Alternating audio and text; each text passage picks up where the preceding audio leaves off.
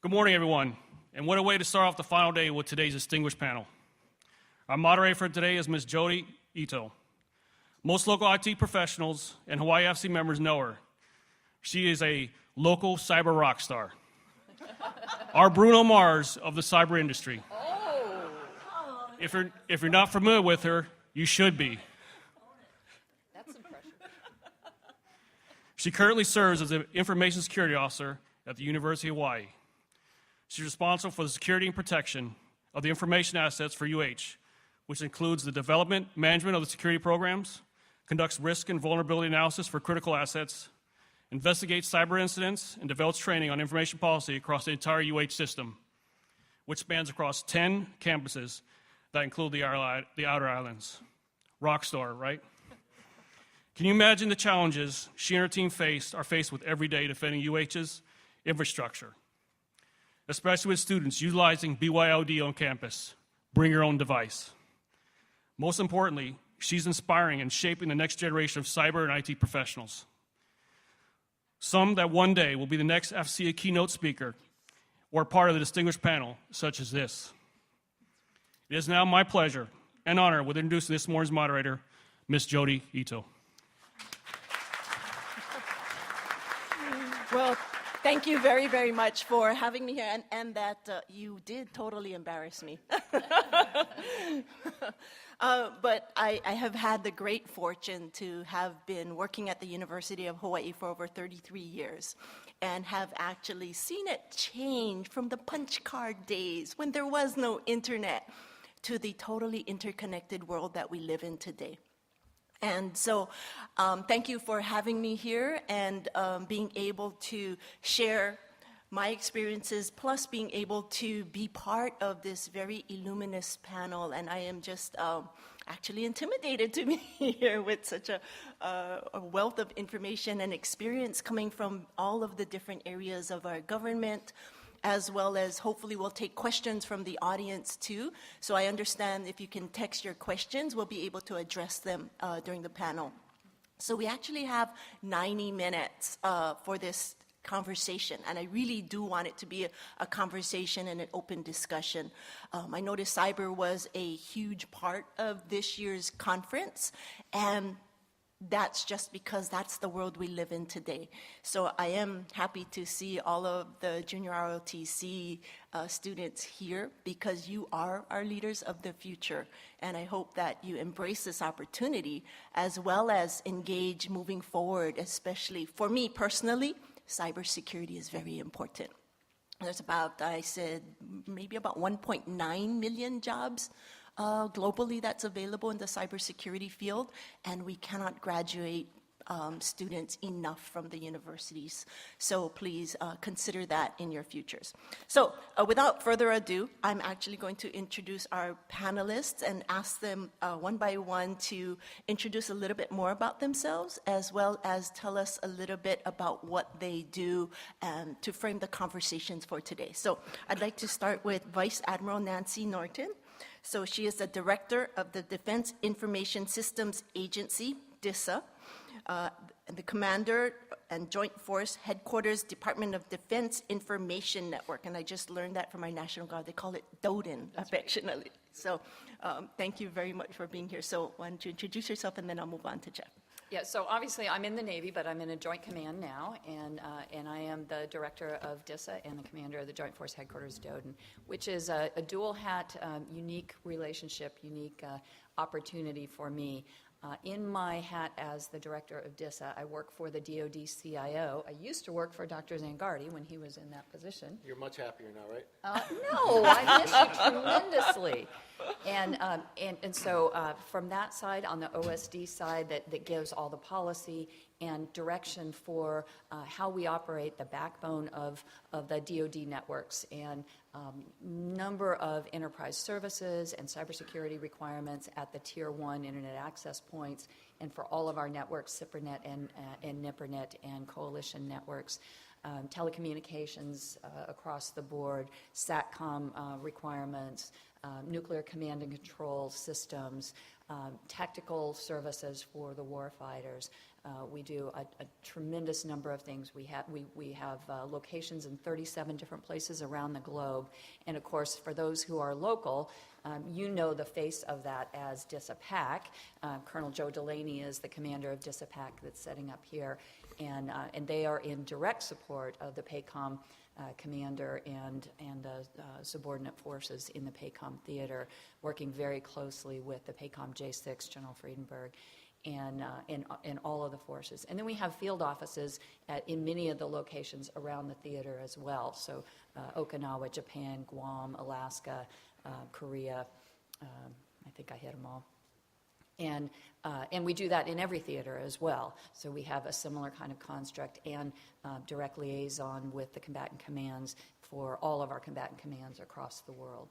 In my Joint Force Headquarters DODN director or commander hat, I work for General Nakasone, the commander of U.S. Cyber Command, and am OpCon to him, has operational control of me, and administrative control to myself as the DISA director.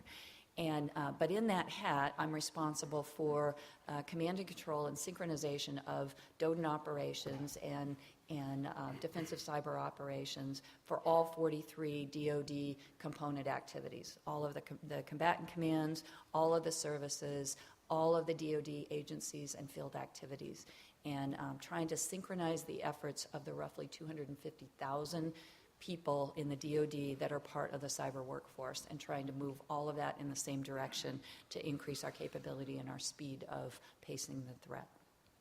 Oh my gosh. Thank you. 250,000. I thought I had problems herding cats. I'd like to introduce Jeff Watkins. He's the Communications Director for the Commercial Solutions for Classified program at the National Security Agency. And I'm going to just pitch NSA a little bit because the University of Hawaii has had the fortune and good luck to be awarded Gen Cyber grants over the last 4 years, and that's where the NSA and National Science Foundation has funded these programs where we hold 1-week summer camps for middle and high school students to introduce them to cybersecurity. So thank you very much for your support. All right, well, thank you, Jodi. Again, my name is Jeff. I'm the Communications Director for NSA's commercial cybersecurity strategy, Commercial Solutions for Classified. As the communications director, I guess I'm the CSFC evangelist because my job is to spread the word about this tool. It's not a replacement for the proprietary GOTS solutions that NSA has always provided. It's a secure alternative to today's GOTS implementations. It's another tool in the cybersecurity toolbox that our stakeholders and our AOs can use, and my distinguished colleagues up here are able to use those as other tools to make sure that they're able to have assured mission operations. I'm from the Cybersecurity Solutions Group at NSA, and every U.S. classified piece of information that flies around the global enterprise is protected and encrypted by devices that the Cybersecurity Solutions Group at NSA either certifies, designs, keys, or approves for use. And when you think about literally the Library of Congress amount of information that flies around the globe each and every day, and the variety of communication channels. It's not all terrestrial, it's not all fiber, but it includes satellite, wireless, and cellular. We certainly, with the advances in technology, have been able to make our missions more efficient, but it doesn't come without risk because now every device on our connected networks is a potential access point. So I look forward in the discussion this morning to be able maybe to highlight how NSA's commercial cybersecurity strategy, CSFC, is able to address those threats and how we are partnering with all of our stakeholders within the government and our critical industry partners. So I look forward to that. Thank you, Jodi. So, thank you very much.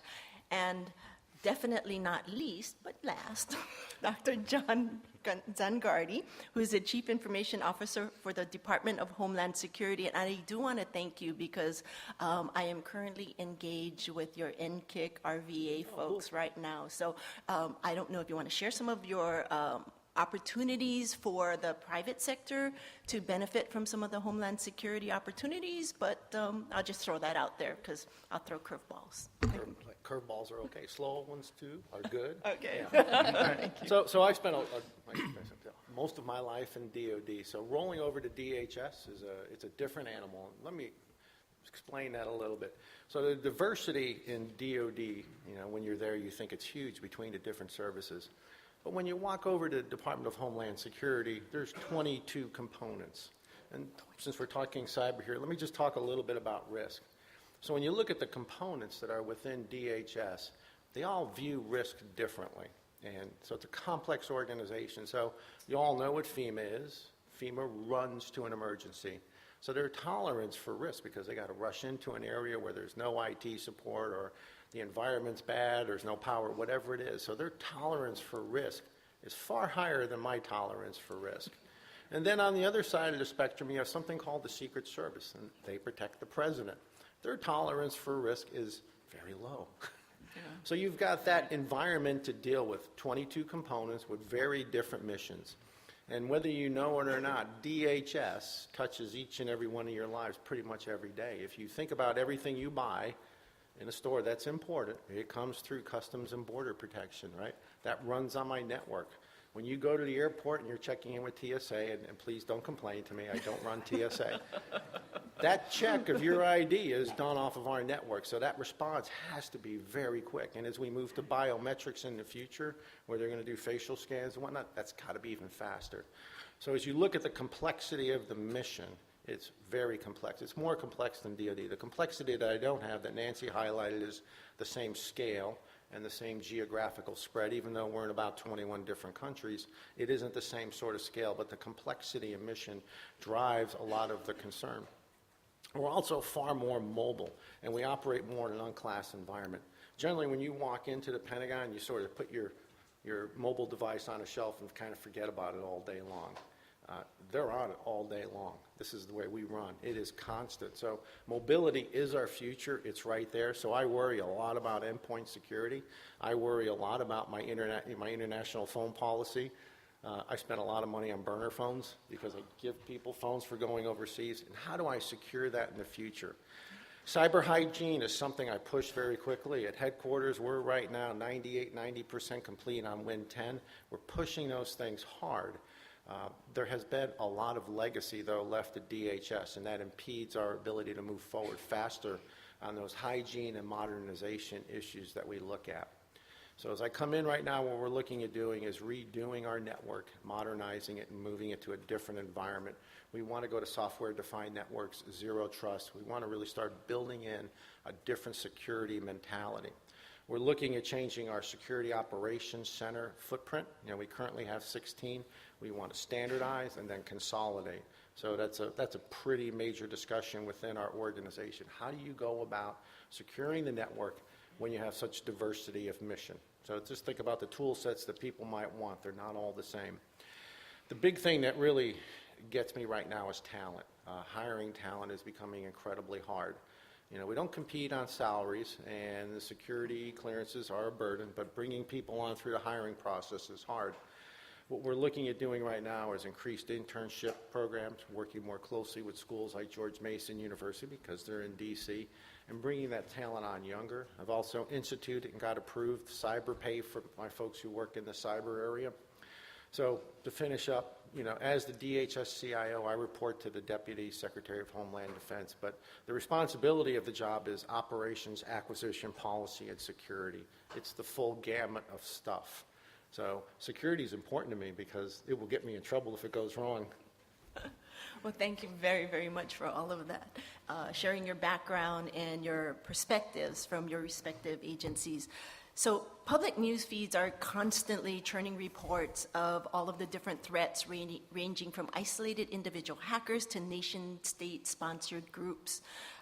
Please share your thoughts and experiences on what you consider to be some of the most critical cybersecurity threats facing the Indo-Pacific region and global security in general. So I will, Vice Admiral Norton. Well, I'll start. So for those of you who don't know, I spent a lot of time in the Pacific. I did 4 tours here. I was at the PACOM J6 twice, once working for General Shea and once as the PACOM J6. And the size and scale of the Pacific theater is, as you all know who live here, is just vast. It is pretty incredible. And one of the really difficult complexities of that is having so many different locations and so many of them being really isolated.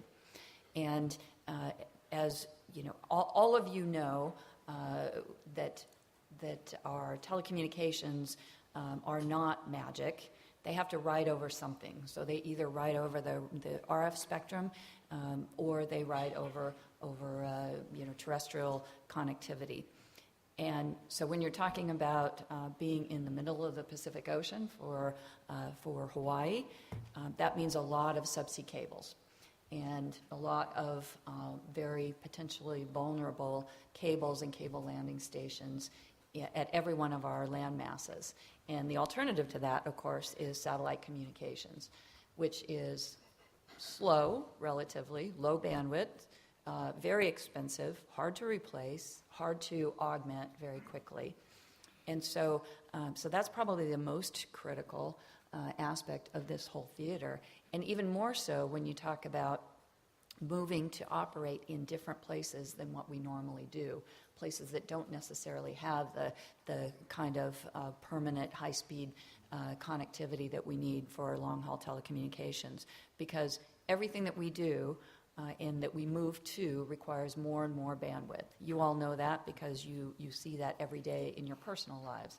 Well, it's the same thing in the military, in the kinds of applications and the movement of data that we have around the world. So when you're moving that around the Pacific theater, it is very vulnerable, regardless of what the threat is, whether that is an intentional, malicious person trying to do that, or, as we all know in the Pacific, lots of weather events that have the potential to impact our communications. Okay, thank you. I'll jump in next. So I'll kind of go from lower end to higher end. Training is something I'm very focused on. So the DoD cyber training is no better or no worse than the DHS cyber training. In other words, it's bad. Just click through it. So we're looking at improving that. So that's kind of low end. I mean, you've done it, and we all click through it very quickly. So we're trying to change that and make it, one, shorter and more interactive and less predictable, where you kind of just do the same thing. That's important. So phishing is a big deal. My wife was phished this morning. Thankfully, she knows to send me those things rather than answer on them. But the phishing piece is out there. We have been very lucky with the security we've built in, and I'm using the word luck, not unjudiciously. We have had 0, so knock on wood. I want to keep that up. But it's about bad behavior. It's about teaching people how to react to those things. As we start going further downstream, supply chain management is a really big focus, and we're beginning at DHS to start standing up how we're going to approach the supply chain management problem of the future. And if you really think about it, it's an enormous problem, and getting your arms around it is very difficult. So it's something we're working through, and how we're going to set it up and how we're going to grow it and instantiate it within the organization is critical. 5G and Internet of Things is coming. So if you want to think about increasing the number of endpoints you have out there, and where you consider where most of that's going to be made, linking back to the supply chain management problem, we've got a lot on our plate as we go forward in the future. How do we provide the security that's essential? So go back to what I talked about on international phones. We send people international. How do I know in the future that the network they're riding on when they go to X country is secure? How do I protect that phone? So when you start talking about cyber, regardless what region you are in the world, I'm concerned about that. We're going to go to 5G and IoT. It's too good not to go there. So think about it. I have to touch 440 airports in the U.S., and a lot of them just have a single line going into them, because not all airports are major. You wouldn't believe it, but there's a lot of digs out there that break those lines. They do. 5G offers an opportunity to bypass some of that infrastructure. If you look at some of the border situations with disadvantaged users down there, getting appropriate bandwidth into places like Nogales, Arizona, from Tucson. 5G offers a very cheap and inexpensive way to get there. So the gain is there. How do I balance that against the risk and ensure that we're doing it properly in a secure way and understanding the supply chain and its impacts on us? Thank you. Yeah, I think at a broad level, we are certainly living in a time of great power competitions. And I think we're seeing that roll over into the cyber arena. Our cyber adversaries certainly are getting smarter each and every day. They're innovative. They are adapting. And even though we are better defensively today than we've ever been, and I think an event like TechNet here is a great example of that as you walk through the expo. But despite that, there's more malware out there today than ever before. I believe McAfee reports that they have 1 billion samples in their repository, and that's just data from one company. Ransomware payments are going to hit by the end of next month. The last figure I saw was $8 billion for 2018. That's 4 times what it was just last year. And cybercrime is going to double in the next few years, double from what it was just a few years ago. So the threats are real, and there's more of them out there than ever before. So the themes of good network hygiene, good cyber hygiene, the risks are too great for any one entity, even if they had the staffing and the resources to tackle it. The authorities cross over multiple jurisdictions, so we have to work together and partner together in the right way to defend our networks. And I think our commercial cybersecurity strategy that NSA offers helps to harden that cyber infrastructure through a layered defense-in-depth approach that mitigates, not eliminates, but mitigates these threats, the supply chain concerns, down to a manageable level so that our AOs have that as an option for their secure mobile implementations or other data in transit solutions. So thank you very much. So the discussions here so far talked about things like training and phishing. And the reason I mentioned phishing is right now it's near and dear to my heart because we are having employees actually buying gift cards for the attackers, because what's happening is the attackers are scanning all of the social media sites, learning about relationships of people within the organization, scooping their photos off LinkedIn, and then using these in well-crafted phishing emails, and they're making new email accounts in the name of our university administrators. So for example, my president is David Lasner, and I've saw 3 new emails that were created for him on Gmail. So davidlasner32@gmail.com, davidlasner02@gmail.com. And what happens is then the attackers send that phishing email to his staff below him, the people, his direct reports. And it's like, all it says is, are you available? And the person, if they really think it's David, they go, yes, I am. Can I help you? Right? And then they engage in a conversation with the attacker, at which some point the attacker goes, I'm in a meeting right now. I can't get to a phone, but I really need you to do me a favor. Can you go out and buy iTunes gift cards, and I will reimburse you later? And the person said, okay, and went ahead and bought $300 worth of iTunes gift cards. The attacker then said, can you scratch off the little silver thing, review the activation code, take a picture and send it to me? And individual did. And this happened in more than one instance. So I have personally been told about 5 instances where the victims spent between $300 and $400 on gift cards and sent it off to the attacker. So this type of phishing attack, while in this case it's a financial fraud situation, but could also lead to malware being embedded in the attachment if the attachment is opened and now circumvents all of your network security controls and probably maybe your endpoint protection controls. And now you can now have an infected computer that then spread to an entire network, which has happened to us at the University of Hawaii. I guess in from my perspective, what can you do or how do you address the training needs and requirements for your vast workforce across a huge geographical region in a timely manner? I don't know how you train a person to not do what you just said. And I'd like to play poker with them, too. It's the aloha spirit.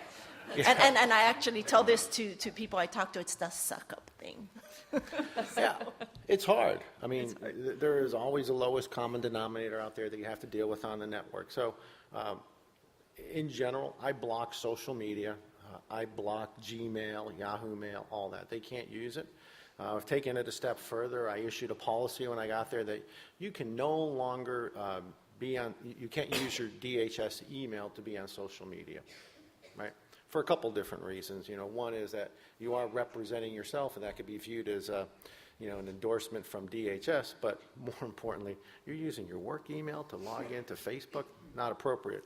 So there will always be those issues you have to deal with as you go forward. That's why we have to be proactive on training and proactive on making the training more enjoyable or beneficial or interesting. Any one of those words works for me, but in some cases, when they keep doing it, and there are people out there who are mass offenders, you have to take appropriate disciplinary action. And while you don't state the name of who is in trouble because you want to protect their privacy, you need to let people know that if you're a continuous offender, there is a repercussion for that behavior. Because like you said, you are putting a threat on a network that deals with national security. Thank you.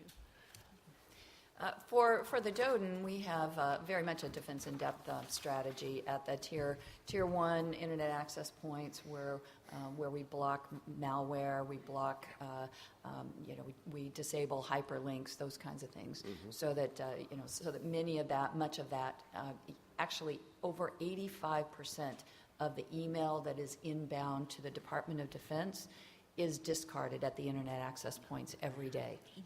85%, because that's the spam and the malware, known malware at the internet access points. So much of that we never even see.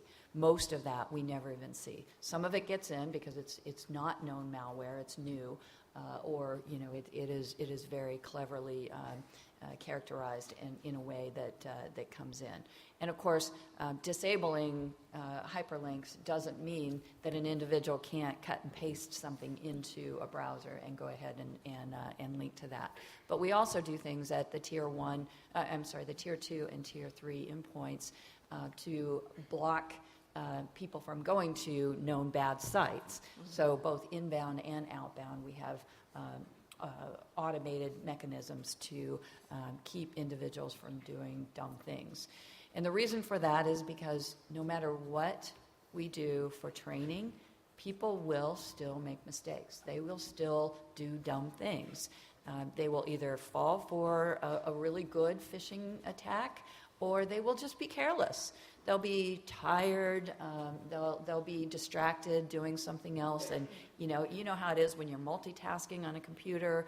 You're on a phone call, you're reading an email, you see something, particularly if it looks like it's coming from your boss, and you just do it mindlessly, and all of a sudden you realize, oh my gosh, what did I just do? You don't go through the normal steps of, does this make sense? We have the benefit in the DoD of using PKI, public key encryption capability, so that we have that kind of extra layer of knowing that it came from the right individual. But not all of our emails come from within the DoD. And so you get into that habit of checking, but not always checking. It can be very, very difficult. So because of that, we have to do as much as we possibly can to automate those processes and take the human factor out. But we also have to train people and hold them accountable for their actions, and make sure that our people are actually thinking about the network as a cyber warfighting platform, not as a toy to play games on, not as an entertainment device to watch movies on, not as something that we think of as our home network and our home computer and our home phones, but really thinking about it in terms of the mission, the warfighting mission that our networks in DoD support, and what that means for potentially putting those missions at risk. Yeah, I think looking at our IT systems as weapon systems and holding everybody accountable, because we are all in this together. If an officer lost their sidearm, that would have a significant impact on their future. But if I lost an authorized thumb drive or a piece of IT equipment, oh, it's just IT. That was the old mindset. I think that's changing. We're instilling that culture of treating our IT systems as weapon systems, developing that cyber fluency that we need. And it can't start when they enter the workforce. We have to start long before that, and we can't just sprinkle cyber dust and declare a cyber professional. They have to grow and be trained. But it also comes back to having a solid foundation that the systems are built on. And I think that starts with our policies, being sure that we're able to implement the commander's intent for the network at mission speed on the devices, so that we've identified and are addressing all of the mission requirements that need to occur, that all of the associated threats that accompany those mission areas are addressed, and that the policy is enforced, preferably in an automated fashion, and that our data owners understand what it is they're protecting and why they're protecting these assets in their architecture. So it comes down in the final analysis to the people, because we're only as strong as our weakest link, and we're all in it together, and we all have to do our part so that our link isn't the one that's weak. But I think we have to look at it collectively from the bottom up. So let me take a little different spin on it. So we're kind of talking about the network perspective, but let's talk about the acquisition of systems perspective. Thank you. So as you go to procure a system these days, so on one hand you have a desire to build in, or a requirement to build in security. On the other hand, you've got a desire, in many cases strong, go faster. And those two things are generally in conflict with each other. And reconciling those in an environment where there's a need, a desire, support the mission to have that speed of acquisition to get to the next innovative idea, versus the need to make sure you get security built in. I'm spending a lot of time. I own the ATO process. I sign all the ATOs because I'm the authorizing official. I assume the risk, so I sign them all. But at the end of the day, when I look at my ATO process, it's a burdensome thing for the department. And how do I slim it down, take out some of the time it takes to get to an ATO in order to get to that speed, but still maintain that understanding of what the risk is and how I mitigate that.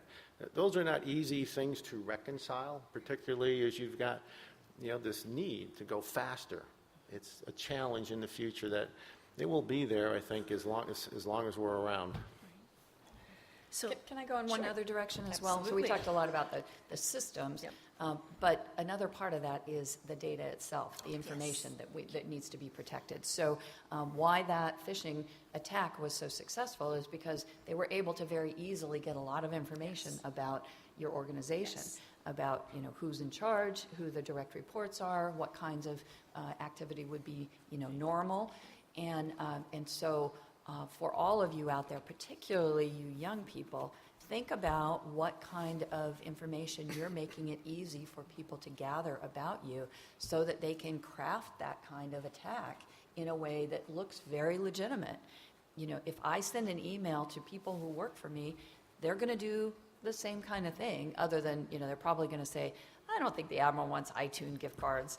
But if they knew me and knew enough about me, they would craft that spear phishing email just a little bit differently and would be just as susceptible. So we have to protect that data about ourselves and our organizations in a different way. And we've as a culture across the world, not just the United States, are becoming increasingly comfortable with sharing far too much information. Thank you. That is an excellent, excellent point. So I was so proud because just 2 weeks ago, I received my very first sextortion email. So they actually gave me back my LinkedIn password And it was my real LinkedIn password that I used in 2012 when LinkedIn was breached. And so there's this repository of about 1.4 billion credentials, accounts and passwords that's circulating on the internet. And the attackers are now using that to target you and say, hey, I saw you surfing porn sites and doing all these things on your webcam. And I'm like, knock yourself out, because I know that's not true. But it goes to show that really the attackers are getting very good at leveraging things that have already been breached, all of the information that we are sharing out there on the internet. And so some of you, if you go to my LinkedIn or a couple of my other LinkedIn accounts or Facebook accounts, they're like for my cats. So what I do is I use fake credentials, and I just set up accounts so that I can test to see what people are doing, and also testing the security settings of those different social media accounts. So I think it's very important as you're using social media to understand the privacy and security settings of those types of accounts, and also understand that they change from time to time, and they'll reset to the defaults. And as you And said, we don't want the defaults. absolutely, you don't want the default. So, but going back to this protection of the data. So we're in this big data analytics world where, as you mentioned, so much of our personal information we give up freely. We sign up for these loyalty programs. So CVS, Longs, they give me this list of coupons at the end, and it's based on what I've bought previously. My favorite thing is Amazon knows more about me than my husband does, because Amazon tracks everything I click on and everything I buy, and I don't tell my husband these things, right? So they know more about me than my husband. So going to that point related to our concerns here in the Pacific, are there things that we personally should be doing to protect our personal information, but also to our workforce? How do we educate them to ensure that they're protecting the data that we're entrusted with? Because so much of our jobs now rely on our being able to access, very sensitive information, and that then gets spread throughout an organization. So are there controls that you put around it, or how do you deal with that? Curveball. This wasn't on their list of questions. Well, I don't know if it's a curveball. So I was listening to you and thinking through what you said about Amazon first. And I buy a lot of books from Amazon, but they never give me a good recommendation. So I don't know how good their data analytics is, and I'm not criticizing Amazon, but it doesn't work. For me, at least. For me. But we have this incredible, rich vein of data out there that we just don't utilize. We own it. It's ours. We need to start tapping into it. So where DH is right now, there's kind of two things going on. We do these things called winter studies. All that means is over the winter you study something. And similar to DOD, we have DMAGs, Deputies Management Advisory Group, chaired by the Deputy Secretary. And they look at different topics, and just like DOD, they make decisions. And one of the things we're beginning to look at for the winter study is a Chief Data Officer. We don't have one. We have a data strategy, but it really needs to be fleshed out, and what do we want to do? So we're in the process of beginning to think about what those different COAs might be that we would present in the spring. So that's a tremendous amount of work, and we're in the initial phases of it. Also, the House has passed legislation or a bill that would create a CDO within DHS, and I would have the opportunity to appoint that person. So there's questions about where would that CDO be if we had one, what are the duties and responsibilities of that CDO, what are the authorities of that CDO. So there's a lot of questions there, and if you think about it, the options are generally going to be, hey, you can have the status quo to one with, full up and around authorities and responsibility for data across the organization. So what it becomes in the future is something we're studying. It's important, but part of the underlying current that I'm encouraging my team, because we're leading the winter study, is the security of the data. How are we going to take care of it? How are we going to shepherd it? Which kind of gets me to the cloud. We are moving to the cloud, and our strategy is multi-cloud strategy, hybrid. But the question I have is, how do I secure that data in the cloud? And my concern is, one, the pathways I have out to the cloud, are they secure? We don't do cloud access points. We call it a trusted internet connection, same basic assumption. but how are we securing it? Because a lot of the complaints you hear from the components are that your ticks or your caps induce latency, and their mission requires low latency rates. So how do you deal with that? How do I ensure that the configurations that were set when they put that data in the cloud service provider are maintained over time? I mean, those are concerns that I have that we're working through right now. The architecture, making sure that we have geographical redundancy, vendor redundancy to make sure I have access if something goes down. How do I maintain the configurations when it's out there? How do I know what's out there? Those are things we're struggling with as part of this, and I think the chief data officer's role in that will be pretty robust, but we're not there yet. We're just beginning to think it through and understand what it might mean if we go down that direction. Wasn't quite where you were going, but no, that's what you got me thinking about. No, that works. I think when we talk about the data breaches and the intrusions that we've seen over the last several years, and it has spanned the gamut from government breaches such as OPM, probably everyone in here has had their identity breached, to the public breaches that we've seen in major department stores and the financial sector. I read about 2 months ago that Panera Bread had about 34 million of their customers' financial information breached. One of the common threads that we're seeing across many of those breaches is that the equipment that's being used to defend and protect the network are misconfigured or not patched properly, or they're not meeting the minimum security requirements that they need to, given the role that they're playing in the architecture as a mobile endpoint device or as a firewall or as a VPN gateway.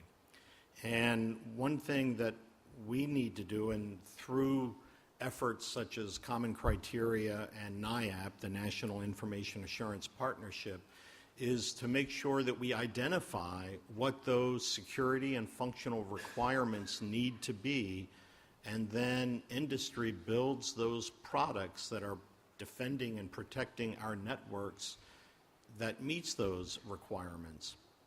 So again, that's part of the theme, I suppose, that I'm bringing to the conversation, to build our systems on solid foundations. And at the product level, that means compliance with U.S. government or collaborative protection profiles. And at the system level, making sure that our data in transit, secure mobility, or data at rest solutions are compliant with the system-wide requirements. I could have on my house the most secure front door imaginable. It could stop a tank. But if my garage is open or I don't have glass in my windows, the adversary is just going to take the easiest route. So from a system level, we need to be sure that we're addressing all of the system level requirements. And we have national manager approved, ready to build security designs that are published that our stakeholders and users can use. So it's people making sure we don't do stupid human tricks and that we do practice good cyber hygiene, but it's also on the network to make sure that when we do mess up, and we're all human, we all will make mistakes, that we've got the resources built into the system that helps to contain that spill in aisle 9, as it were. I think that we have a demand for speed and convenience in our society that Dr. Zangardi talked about, the speed for acquisition and delivery of products and speed to market for industry. And as consumers, we have that same desire for whatever the newest, latest, and greatest app or convenience factor is that will allow us to make our lives just a little bit easier and a little bit more fun without having to think about what the consequences might be. And with those new products, without having to think about whether or not those were built with cybersecurity in mind, and or whether or not they're opening up new vulnerabilities and potentially putting our own personal lives, personal data, or our business, or in my case, our Department of Defense information at risk. And that's got to be a cultural change of really questioning and thinking about what you're doing. Every time you load an app on your phone and it says, will you give permission for this application to access all of these things on your phone? How many of you actually stop and think about, why does this application need to get access to my contacts? Or why is it getting access to my voice, the video, the camera on the phone? Why would we allow that? If you had somebody walk up to you and say, can I read all your contacts on your phone? How many of you would hand them over your phone and say, sure, give it back to me when you're done? I don't think so. But that's what you're doing when you're giving those applications access to your contacts. You're giving them the ability to do that remotely anytime they want, as often as they want, without your permission over and over again. And so it's just that switch of thinking about security before you think about what does this mean for convenience and for speed. Excellent, excellent point. So thank you for sharing that. I have so many horror stories related to all of that, but won't go there today. But so I do have a question related to some of the conversations, and it's your conversations around the need for quick acquisitions, but also the supply chain part of it. So as so many of our computer components are manufactured in foreign countries, are there concerns related to the insertion of perhaps malware into those components from these not-so-friendly states? And also, are there ways that we, as consumers of those products, is there anything that we can do about it? And this is from the university's perspective, because we have a lot of research projects that actually do need to purchase equipment and that are still targeted by some of these groups. So, hard one. No, it's not a hard one. I'm just thinking about where to start. Okay. So you started with the university side. Not knowing how you measure and consider risks there, I don't have a good answer for you, but I'm not convinced that a lot of folks in the commercial market space, maybe outside of some of the major industries like finance, banking, and healthcare, pay enough attention to security and wrap supply chain management into their procurement decisions. I'm speaking from opinion there, and nothing more than what I've gathered over life. So we spend a lot of time thinking about and looking at intelligence, both what we get from organizations like NSA, NPPD, and others, and we consider what that might be. We also look at what's available commercially and kind of think them through. When there is a problem, we think there's some system that has bad stuff in it or whatever, we take the time to first look at it. In DHS, I'm the Information Technology Technical Authority. That's not the words they use, but those are my Navy words. So I have the responsibility to assess, is that thing a problem or not? If it's not a problem, that's great. But if it is a problem, then I've got to ask a question of, what do I do? And in many cases, some of these systems are pervasive, and you're just not going to flip a switch and get rid of them in one day. So, you've got to think about mitigations, and you've got to think about your future acquisition plan, or you've got to consider, was the mitigation that I did good enough that I don't have to rush and do something? So we take into account a series of things as we look about it. Is it a problem? Is it a threat? Okay, what does it mean? And then how do I deal with it? And we're very transparent within the organization talking about these things so everyone understands what we're doing. And that kind of comes around to another point that is kind of related but not totally. There's a digital IQ problem out there, and I don't mean to be insulting of non-IT people, but when we go talk to people who are not IT, generally our bosses, we have to make sure that we couch things in a language they understand. Now, an analogy I've heard used a lot is, hey, when you're talking about IT, pretend it's your grandmother in the back seat and you're driving her to church and you have to explain it to her, right? We have to think about how we explain these things, because we do tend to use a lot of acronyms and words that make no sense unless you've been, and heck, there are times I don't even understand what they're saying when they get into it. But we have to take the time to make sure that we explain it in a mission-focused way. And one thing I learned in DoD is, Most of the leadership understands immediately what a plane, a ship, or whatever brings to the fight. They don't immediately grasp what the IT brings to the fight. And I think that's pretty common among a lot of leadership out there who are not part of the IT world. Thank you. Having a layered and a defense in-depth approach to security, I think also helps to lower the supply chain concerns. With NSA's commercial cybersecurity strategy, we are not putting all of our security eggs in one vendor's basket, because then if the adversary has their hook in product A, they've compromised the entire system. So we distribute the security requirements across the entire composite architecture.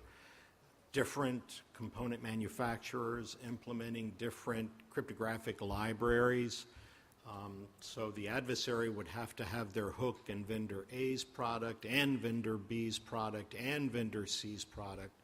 I'm not saying that's impossible, but it helps to lower the residual risk down to a manageable level. And that's one of the primary tenets that our commercial cybersecurity strategy is addressing to specifically address that supply chain concern. Because just because a vendor builds their product to meet all of the common criteria and NIAP requirements, and they go through and they have their certificate, that doesn't mean that data owners necessarily have to choose that product and use it in their systems. So having the necessary information by providing the risk assessments to the data owners so they can make an eyes wide open decision right up front rather than at the 11th hour as far as the product selection would help to mitigate those supply chain concerns also.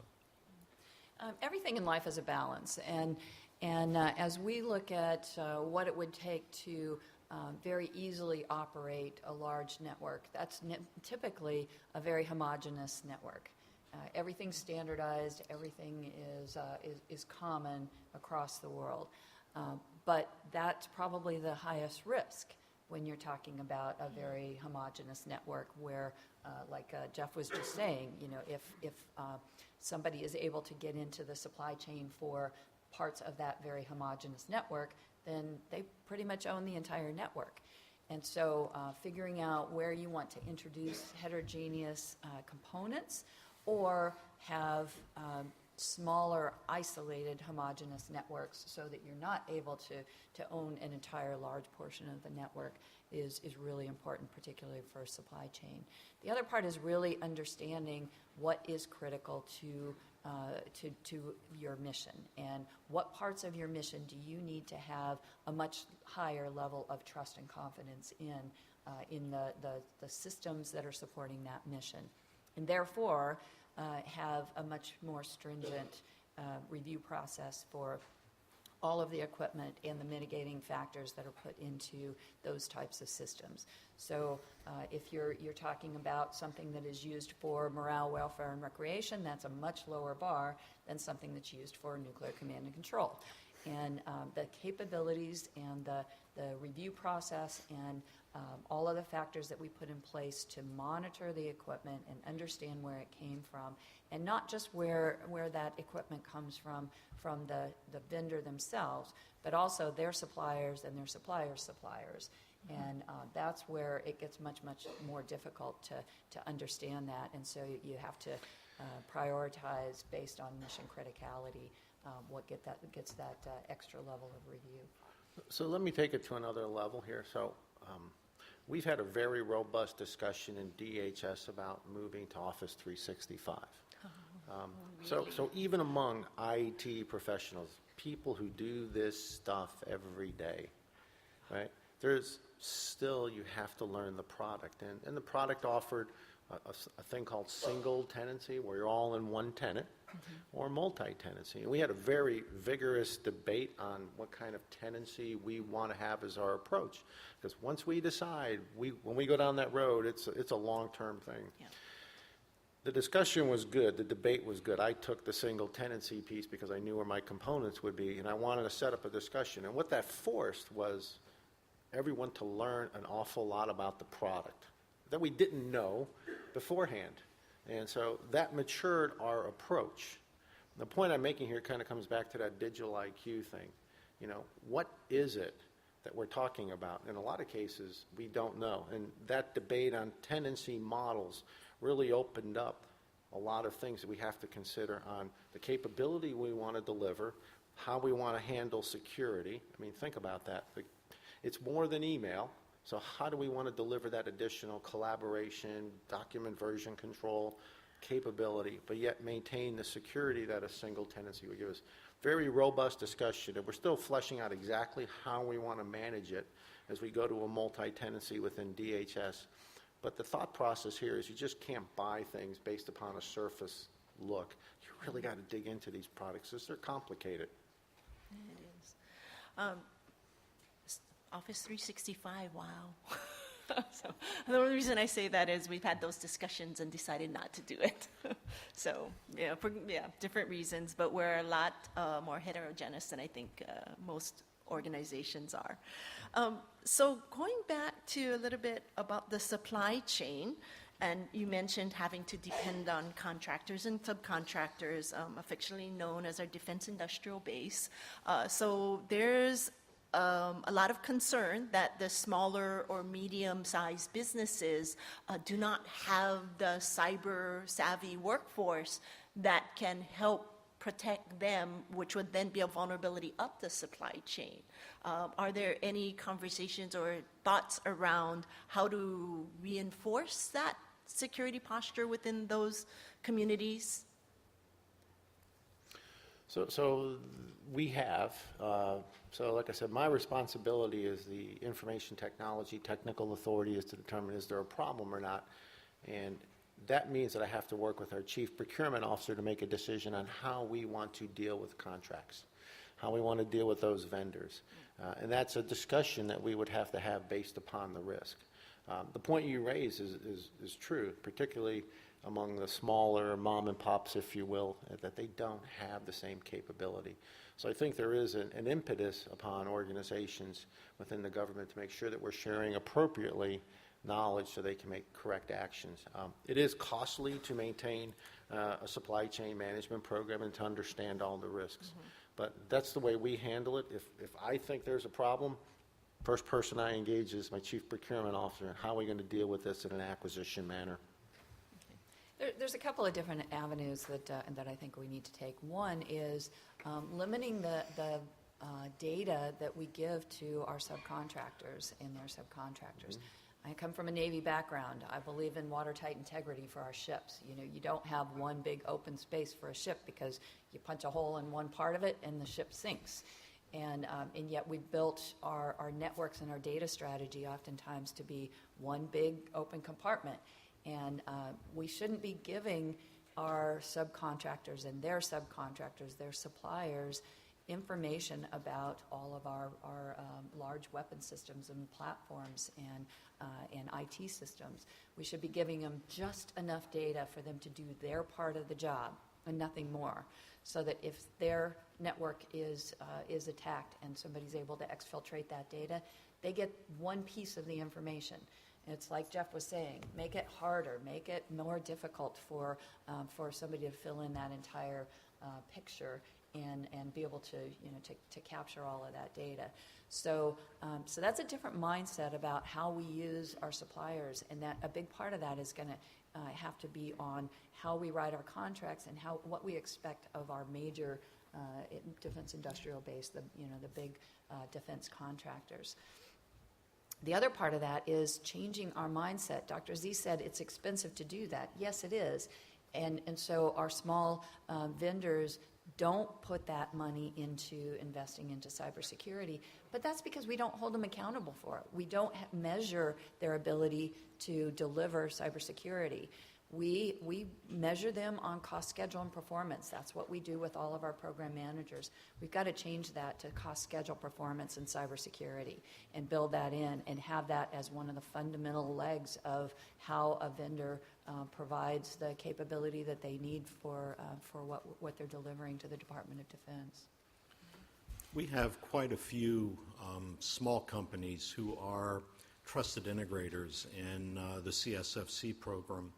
And one of the specific things that we are looking to do, particularly in the year ahead, is to have increased communication, increased government-sponsored forums where we can bring all of our industry stakeholders together and have an issues and answers where we can provide the current status of our cybersecurity program to them, but then hear from them if they're willing to share the information, which sometimes is difficult, where they're struggling. So I think it takes communication, and we're going to reach out to within our sphere of influence, to our trusted integrators to try to get everybody up at the same level. But it is a challenge, and I think it goes back to communicate. You can't communicate too much, and to have the right forums, whether they're government-sponsored or if the vendors have a vendor-sponsored tech day that's going to touch on commercial cybersecurity solutions, we always try to make ourselves available to be there so that we can, each day, one day at a time, try to raise that bar a little bit.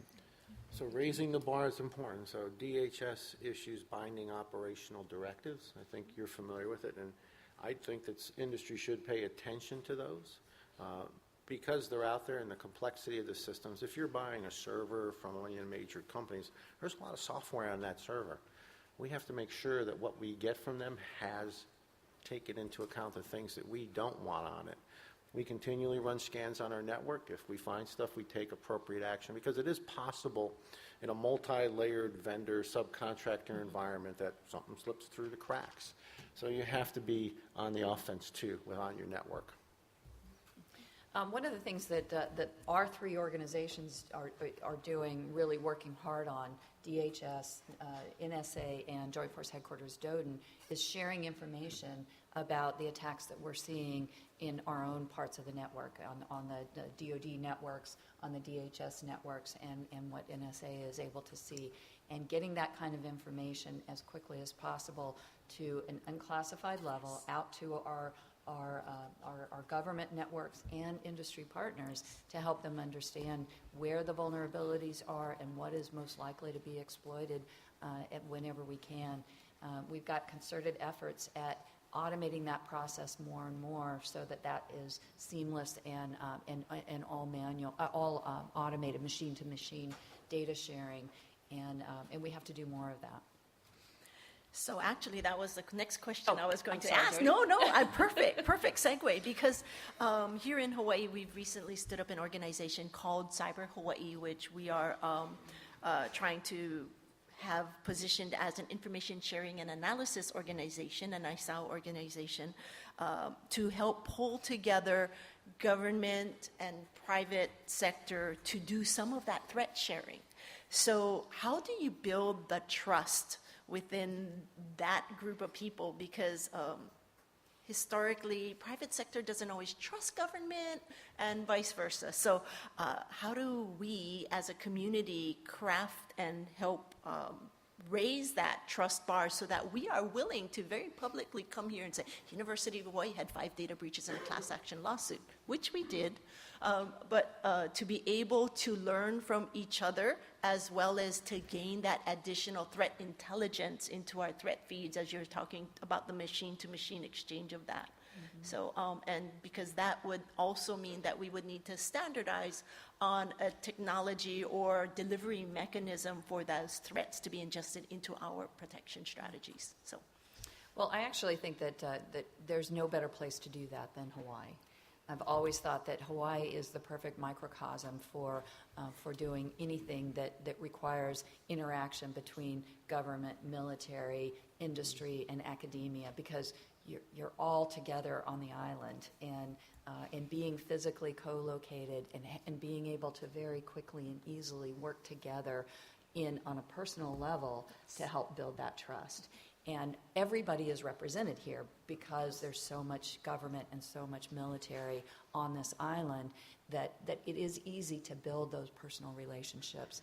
And so between state and local government and law enforcement, the FBI presence that's on the island, the military that's on the island, all of the capability that the industry and academia bring, that you have the potential to really show the rest of the nation how you can do that at a small level. Because I think building trust at the top is really hard, and filtering down, but building it in a microcosm like Oahu or Hawaii is really easy, because you have a common goal, you have the common requirements, and you all understand the need, and you can start to figure that out personally and push it up through your organizations to those that at the national level, to people like NSA and DHS and back in DC or other places. So Nancy makes a good point. Hawaii is a perfect place to do that. But when you think of trust, and I'm a trained economist, so if you were to create an equation around trust, really what trust is the probability of defection. That one party, after repeated interactions, do you really think they're going to defect? That's all trust is, right? Are you going to still be there when I need you to be there? But the problem is people never forget history. And you know that, because I encounter it every day because I'm in IT. You let me down 5 years ago, and I'll never forget that. So it's really, you build trust through repeated interactions and delivering on that, because people are afraid that you're going to defect. And that's where trust breaks down. And it takes time to overcome the past. It takes time to earn it, but you can lose it in a heartbeat. Yep. Right. Absolutely. And what contributes to Hawaii's vulnerability in the sense of the geographic isolation and the large military presence, I think can also be a source of strength in the sense of having that shared commitment, because we're all in this together. And we have to rely on each other. We have to build that trust, to work at building that trust. And the Cyber Hawaii is a great venue for bringing not only federal, state, and local governments together, but also industry from across the different sectors, banking, energy, and health, to begin that dialogue and to slowly build that trust, so that not if there's an incident, but when there's an incident, you know who to go to, and you've already got that rapport, that trust built up. So I think that's a great example. Excellent. We have questions. So thank you very much for those of you who are texting questions to us. So the question is, where would you spend your next cyber resiliency dollar? So that is a strange question for me, because I've come out of the budget world. That's not how you look at a budget. So it's really about how you look at your dollars overall through the year and make decisions on how you spread it across technology, people, or processes based upon impact or risk. So it isn't like there's a new dollar and what do I do with it. It's a comprehensive look at what you're going to spend. And as you go through the execution year, you always have in your back pocket the things you care about most, and you've prioritized them. So if something falls through or money becomes available, you make decisions on that priority list. And it varies based upon time. So it's really, to me, it's more of a comprehensive look as you look at the year, because you just can't look at it in isolation like that, because that's not a comprehensive plan. But I really like the fact that you said cyber resiliency dollar, because that is what I think is the most important for us to focus on, is how can we be resilient? Not necessarily how can we protect our networks or protect our data, because as you've heard a few times, that it will happen. The question is, how do we respond? How do we react? How do we recover? How resilient are we in our processes and our technology to be able to rebuild and continue our mission, even if we have a major incident? I look at that and my answer is yes, yes, and yes, because it's like a tripod. You need all three. Right. Without one of those properly funded, the table's going to fall down. So it's a challenge, but that's where telling that story the why, the so what. This is why we need to protect this asset. It's going to enable us to intercept that $8 million drug shipment. So that's why I need this sensor deployed here. Knowing the architecture and having that cyber fluency from at the worker level and at leadership's level is so important. So one thing to think about is, so there are bug bounties in both DOD and DHS. While I was in DOD, I argued because when the bug bounty comes out, it's like, wow, you learned something new and you have a cyber problem you got to deal with. So where does that money come from? Particularly if it's emergent and critical and you just got to take care of it. So I argued you need money on the side, and we argued to put some in DOD that, not a lot, but enough that if you had to do some engineering work or something, it was available. So there's kind of an unknown there that you have to deal with. And I'm trying to build out the same thing in DHS as we go down the bug bounty route to make sure that when you have something new that you discovered and it requires an asset, money, to go after, what do you do? Because you didn't plan for it. It's unexpected. Yeah, and actually for the university's perspective, it's all about the risk to the mission, the risk to the data, the risk if there is a breach or an exposure, and where are our vulnerabilities that need to be shored up to prevent that. And so some of our concerns right now are about our stolen university credentials, so accounts and passwords. So we're actually going down the path of doing multi-factor authentication so that even if credentials are stolen, the attackers still cannot enter our information systems. One other thing that just came to my mind that can help us maybe focus where to spend our dollars is through exercises such as red teaming. I think red teaming, whether it's done virtually through many of the virtual open source software that's out there, or with people, that I think faster and more effectively than anything else will point out where the gaps are in your technology or in the people or your existing processes.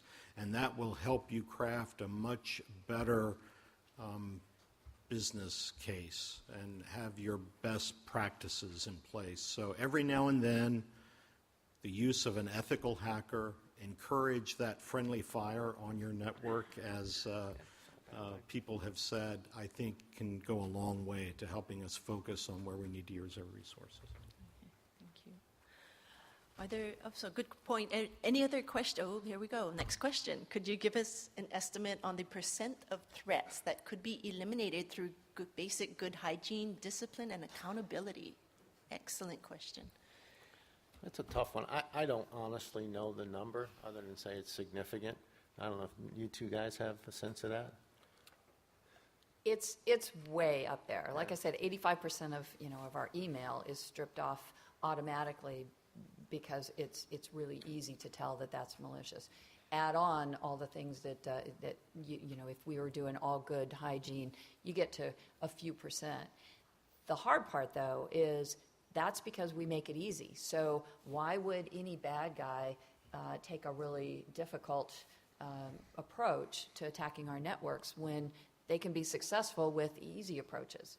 So if we put all of those things in place, then they're going to start using the things that are much more complex and much more difficult.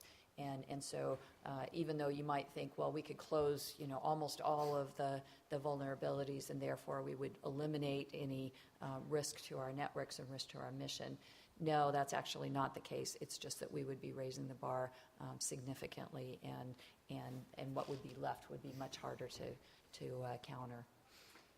Yeah, I agree. I don't have a percentage, but it's very, very significant.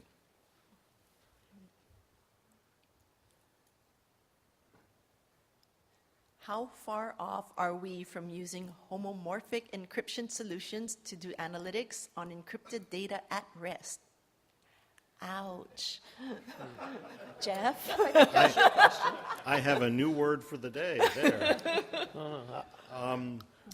I did not stay at a Holiday Inn Express last night, so we have a record of the question, and I will be sure that we provide a more detailed answer on that. I think at a high level, what we are doing one of our security designs in our commercial cybersecurity strategy is having a layered data at rest design that deals with having 2 layers of encryption, not because the algorithms themselves aren't strong enough in terms of the strength of mechanism to protect data, but because of the supply chain concerns, and we want to be sure that they're actually implemented properly.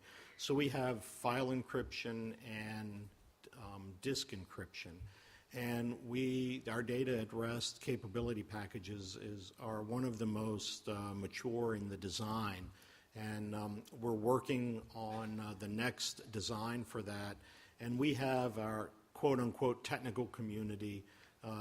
If you would like to participate in that, we've got the contact information on nsa.gov, how you can participate with that. So that's at like the 20,000-foot level. I'll see if I can go back and get a more detailed answer to that. I'll stay at 25,000 feet. So we're beginning to look at network modernization, and I've mentioned we want to go to a zero trust kind of basis. I want to take down the perimeters and, get away from the hard, crunchy, shell and the soft, mushy middle. And we're beginning to talk about what kind of encryption we want to include as part of we're going to use the GSA Enterprise Information Systems Fair Opportunities. What kind of CLINs do we want in there to address the encryption that we're going to do? We haven't had specific discussions on homomorphic encryption. I know it's out there. My sense of the industry is it's not now, it's years off. That's my sense of it, but I wouldn't hold me to that answer. Is there another question queued up? Yep. Will panel members address their efforts to engage K-12 environments aimed at enticing youth toward cybersecurity careers? What aspects of those efforts do you find most challenging? Happy to take that one. So there are a number of efforts going on here in Hawaii related to engaging the K-12 environment. So at the University of Hawaii, as I mentioned earlier, we have been engaged with NSA and NSF on their Gen Cyber program over the last few years. I think all told, we probably touched maybe about 1,000 students roughly, because it's very much a camp environment where we have between 40 to 60 campers per week, and we have multiple camps per summer. But it's not fast enough. We're not getting out there quickly enough. And so we're working with the Department of Education to help them stand up cybersecurity curriculum. We're trying to get their teachers trained in cybersecurity so that they can infuse the curriculum, both all the way from elementary, middle, all the way through high school, and also ensure that we provide opportunities for the students to participate in activities such as Cyber Patriots. So I know the Junior ROTC has a very strong program involved with Cyber Patriots, and also there's just teams for students who aren't in Junior ROTC. But in addition to those, I know there's also coding competition, so the Hawaii Annual Code Challenge, which is a state of Hawaii competition to help encourage students to enter into the application development field, and the AT&T Hackathon, which is going to be coming up early next year. So there are opportunities, but how do we collectively and easily provide these opportunities, make them known to the community at large, and also engage with our industry professionals to create the opportunity for mentorships or just discussions around cybersecurity careers in terms of maybe career fairs or those types of outreach opportunities. And the other thing we did recently was working with NSA. We used their NSA Day of Cyber and did sort of a competition amongst all of the high schools. And we engaged with about 29 high schools and over 2,700 students just to have them participate in that online environment called the NSA Day of Cyber. So there's different efforts, but I think holistically and collectively, we as a state need to do better. So any? So a couple different levels. So immediately the thing we're working on most closely is my CISO, Paul Beckman, is I've tasked him to work closely with the universities within the DC area to begin developing internship programs that we can bring in, a computer science major in between their senior and junior year for a summer, and then hopefully entice them in later on. So setting up that kind of internship thing is critically important to our Manning, because we want to bring them in. Like I said earlier, it's hard for me to compete on money, and I want to talk a little bit about personnel system at the end of this, but I really compete to get people in because the mission is interesting and it's about national security. So pride and patriotism go a very long way to bring in people. So you have to have that ability to draw them in, because I can't compete on salaries that a lot of these young computer science majors or engineering majors do. But I really would focus the question on STEM more than cybersecurity. And, I don't think we as adults, because we all have a responsibility as adults to make sure that the young people coming up understand the importance. This country doesn't produce enough engineers and people with technical backgrounds who can handle math. We just don't do it. There used to be a program called Reading is Fundamental. How come there's not a program called Math is Fundamental, right? Both sides of your brain have to work, I think, in the future, because the future is interdisciplinary. It's more than. So what are we doing? It's a hard question. Our society hasn't figured it out on how we inculcate bringing young people into it and make them comfortable with math. Because we feel reading is basic. Everyone should be able to read, but why don't we feel that way about math? And that's a challenge we as a society haven't cracked the nut on. Yeah, I think one thing that helps to supplement our efforts with the Centers of Academic Excellence, and Hawaii has West Oahu and Manoa are both certified as cybersecurity defense and research, and that's great at the college level. But to engage I'm them, going to add in there in Honolulu Community College also, and Leeward Yes. Community College, we're just certified. So wonderful. But before they get to college, we need to get them interested in the STEM technologies. And the Gen Cyber Camps are one tool that we're doing. It's not the only tool. It can't be the only tool. I think many Boys and Girl Scouts have a cyber badge. That was one of the efforts that we tried to really focus on through Captain Bean's efforts, I think, here at NSA Hawaii a few years ago. So we have to start early and look for every opportunity to instill that desire, that thirst for math and for science and technology. So it's a challenge. I appreciate the broader context that both of you answered that question, because as we talk about the need to build cybersecurity into our systems, regardless of whether those are IT systems or those are our ships, our aircraft, our tanks, our submarines, our weapons systems, all of the people who are building those need to understand the importance of cybersecurity, not just the people who do cybersecurity for a living all of the time. And so we've got to grow that expertise in all of our STEM fields to really recognize, hey, no matter what I'm doing, I have to think about that. If I'm not the expert, I have to find the expert and make sure what I'm delivering is actually going to be able to be relevant and able to perform its mission, even if it's under attack, even when somebody is making a concerted effort to stop that system from working. And that goes all the way down to the very small Internet of Things kinds of capabilities that are going to roll out into our lives in the very near future. And so I want all of those young people to be thinking about, what does it mean to have a device, no matter what it is, that I'm trying to build? And I think it's really cool and again, really convenient, but is it secure? And either they recognize that and can fix it, or they recognize that and can find the person that can fix it. And I'm going to go one step further. So I'm looking at all of the youth in the room today. So my challenge to you is, as you go out and investigate your academic careers, right? Go back to school, as you're learning about coding, as you're learning about network security, think about the problem set that we've presented to you today.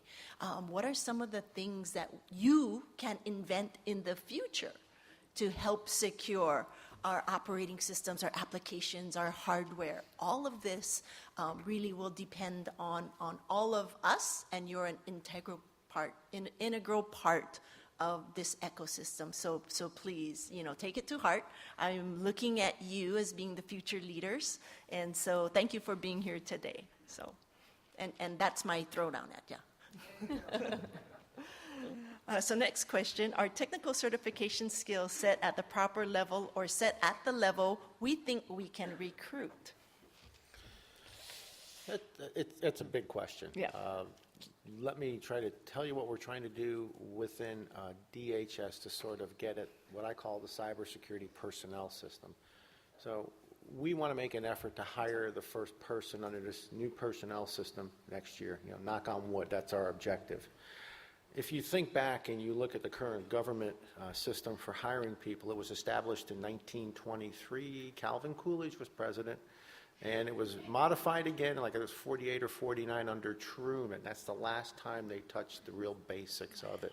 So we're dealing with a system that was based around typewriters and tubes. Wow. And that's not exactly where we need to be. So what do we kind of need for the future? So, if you really think about the old system, it's very, the recruitment's focused on the position. We need to be more ongoing, more dynamic, more flexible. We have to be able to look at our workforce has a very static career path. If there's a career path, we need to be more flexible. How do we instill temporary assignments? How do we let people go in and out of the workforce in a more fluid way, to go out to industry, then come back in, because that experience out there is a big deal, and I'm sure industry would value some of our experience. Mm-hmm. How do we look at promotions? The current structure is very tenure-based. I've been around 12 years, therefore this is what I am, rather than, hey, based upon skills and what you know. So how do we change our focus? Now, I'm just finishing up performance ratings across my organization. Wow, that's a lot of work. I mean, it could shut down an organization. My deputy, I made him do most of it. Hey, if you could give away, because we used to call it, when I was in the Navy, administrivia. Do you still call it that? Yep.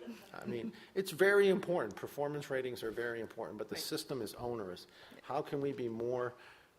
How can we react more quickly? How can we streamline? How can we more accurately characterize what people are doing to make it better to recruit and get people where they need to be with feedback? So there's a lot of things we're working on changing, and we hope to hire the first person next year under this system. And that would be a big change for us to get that far. Okay, so thank you.